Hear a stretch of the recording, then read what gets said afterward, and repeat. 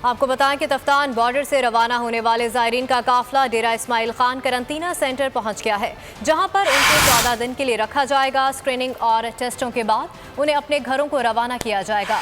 इस वक्त बोल न्यूज़ के नुमाइंदे सिबगतुल्लाह मुगल हमारे साथ मौजूद हैं, मजीद उनसे डिटेल्स लेंगे। जी सिबगतुल्लाह, बताइएगा।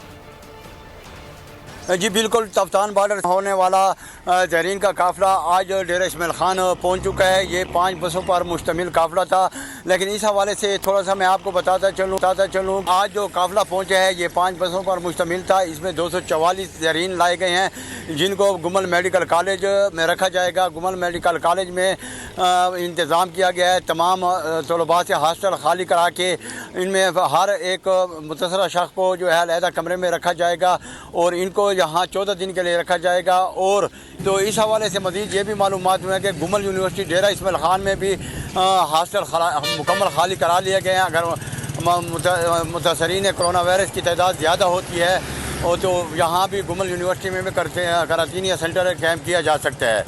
तो डेरा इस्माइल खान में इस वक्त मुकम्मल खौफ व हिरास की फ़िज़ा है, लेकिन लोगों के हौसले बुलंद हैं। ठीक है सिबगतुल्लाह, इस हवाले से आप हमें आगाह का बहुत